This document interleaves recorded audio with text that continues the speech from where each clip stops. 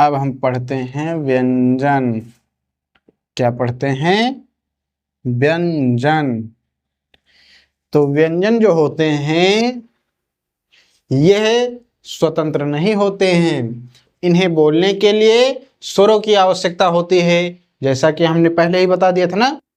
तो अब हम व्यंजन, अगर आपसे पूछा जाए कि व्यंजनों की संख्या कितनी होती है तो क्या बताएंगे? 33। कितनी होती है? 33। तो अब हम व्यंजनों के बारे में पढ़ते हैं। का, खा, गा, घा, अंगा, चा, छा, जा, झा, इया।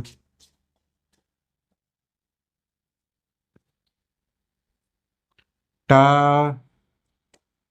ठा,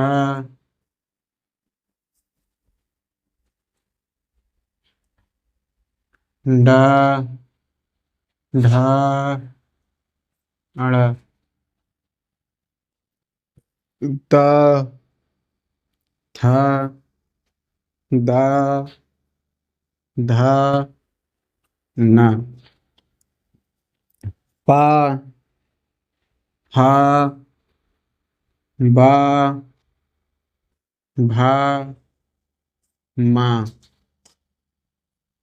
या, रा, ला, वा,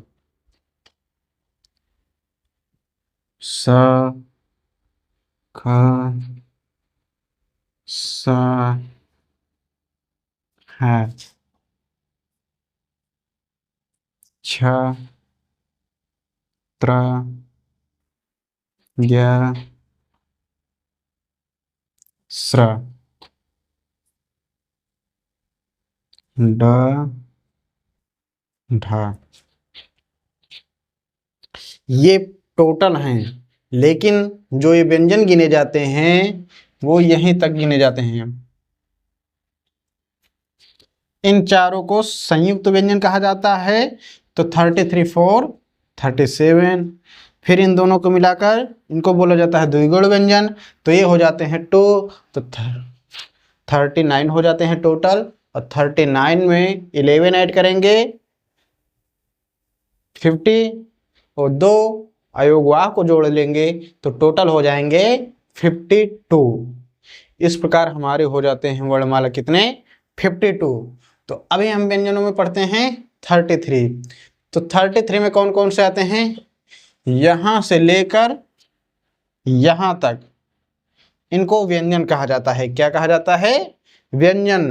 तो व्यंजन होते हैं 33, वहीं तक काउंट होंगे। इसके बाद इन चारों को कहा जाता है संयुक्त व्यंजन। संयुक्त व्यंजन का मतलब होता है, अर्थ होता है कि दो व्यंजनों से मिलकर बने होते हैं। और इन दोनों को कहा जाता है द्विगुण व्यंजन। क्यों? क्योंकि ये दो गुण रख रहे हैं। देखो, एक ये और एक ये एक जैसे लग रहे हैं नहीं, इसलिए इनको द्विगुण व्यंजन कहा जाता है। एक तो हो गया ये, और एक ये हो गया, एक ये हो गया। ये एक जैसे लग रहे हैं नहीं, लेकिन हैं अलग अलग। क्योंकि यहाँ पे देखो बिंदी है, यहाँ पे बिंदी है, और यहाँ पे नीचे नहीं है।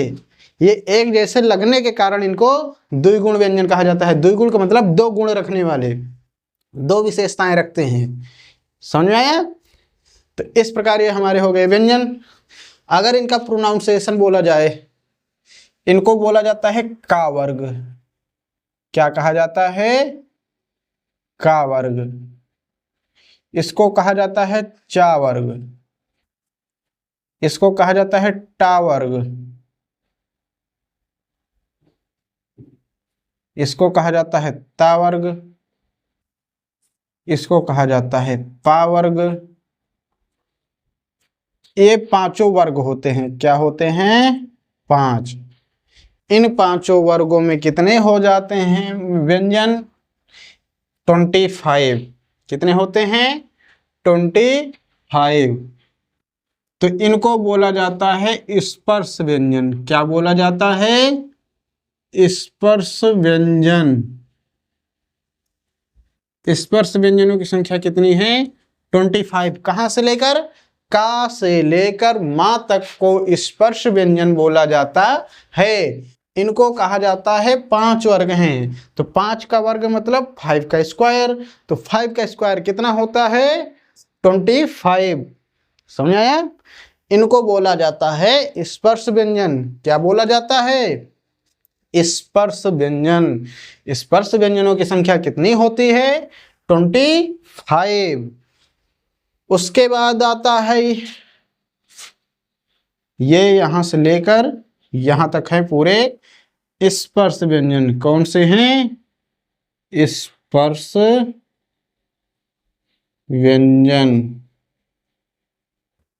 लिख दिए हैं। ये हैं पूरे स्पर्श व्यंजन।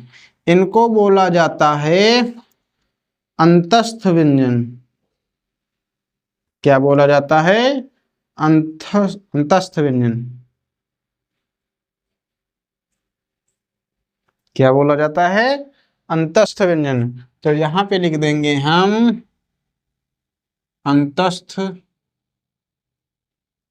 व्यंजन की संख्या कितनी है? 4।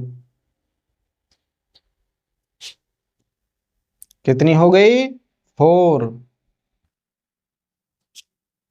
इसको बोला जाता है ऊष्म संघर्षी व्यंजन। ऊष्म संघर्षी व्यंजन।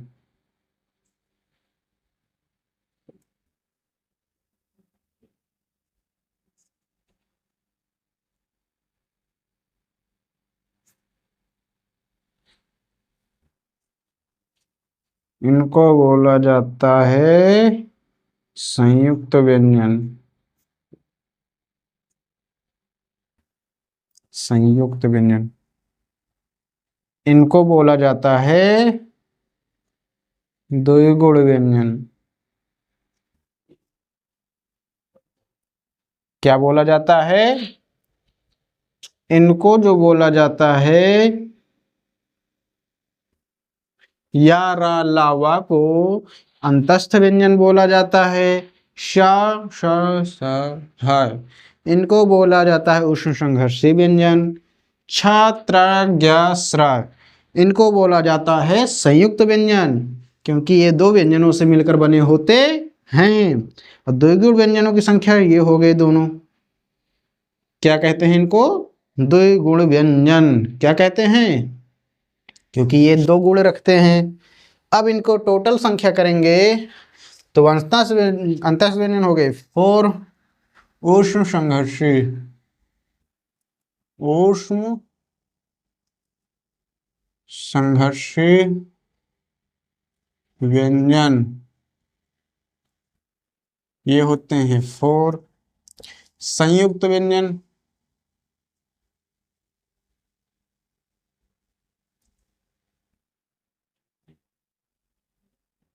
इनकी संख्या होती है 4।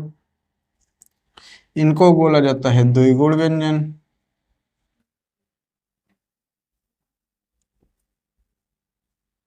होते हैं 2। स्वर होते हैं 11 और अयोगवाह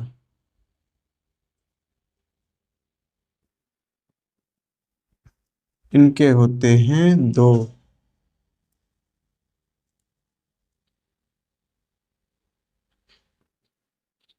तो इनको जब टोटल हम करेंगे तो आ जाएंगे 52। कितने हो जाएंगे? 52। व्यंजनों की संख्या कितनी हो जाएगी? 50। व्यंजनों की संख्या 33। कितनी है? 33। लेकिन ये जो वर्णमाला है क्या है?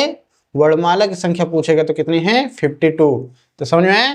25 4 29 33 37 39 40 50 52 हो गए 52 ना।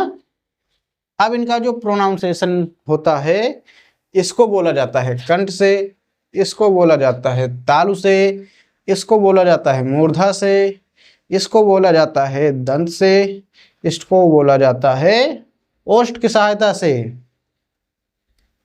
तो इसकी जो ट्रिक होती है बना लेते हैं हम KTMDO।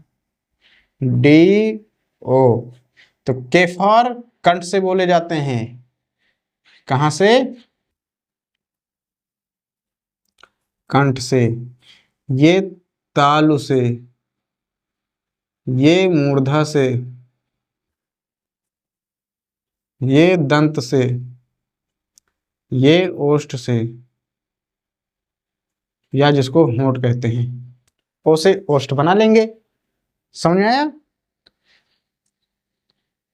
और द्विगुण व्यंजन समझ में आया? इनको द्विगुण व्यंजन बोला जाता है। अभी जो संयुक्त व्यंजन होते हैं इनको हम देख लेते हैं।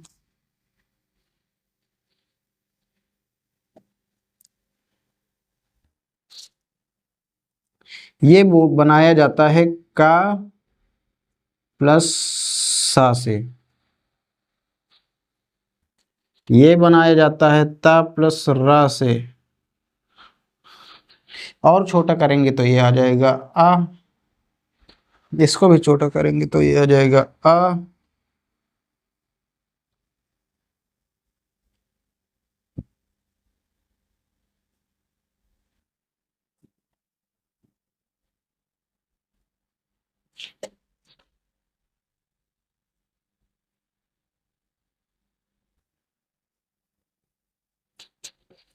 ये बन गए